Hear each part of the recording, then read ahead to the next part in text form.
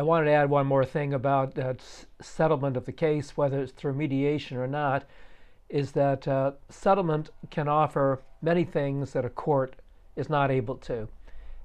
We mentioned earlier the division of the settlement to aggravated and punitive damages and payment for giving up the right of reinstatement, which have important tax and EI clawback consequences.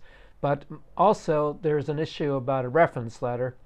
And a reference letter obviously cannot be given by a judge in court. And you can frame and specifically define what the terms of the reference letter will be and commit the employer to not only giving it in writing, but to maintaining that response to any employers or potential employers who may inquire. It's important for a couple of reasons, not just for the one that I mentioned. Normally, absent a settlement of this nature, when the employer gives a reference, it has the right to be wrong. For example, if the employer says, well, Mary was a good employee, but she had problems dealing with the staff reporting to her.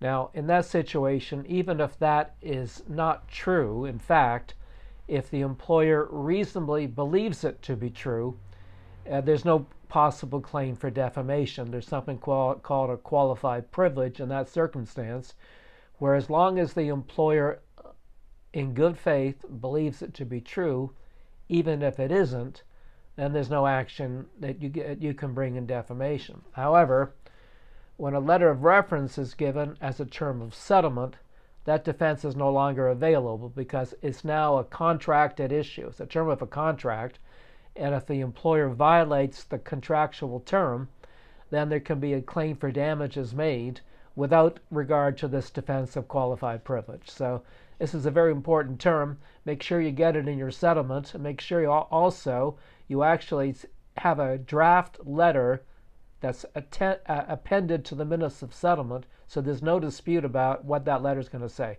It's a good idea, even in advance of the mediation, to draft one, have it handy, and if that's a term of the deal, you've got it right there, and you've written it out in a careful and prudent manner ahead of time, and you can make the deal, and you can get a good deal implemented through the minutes. Good luck.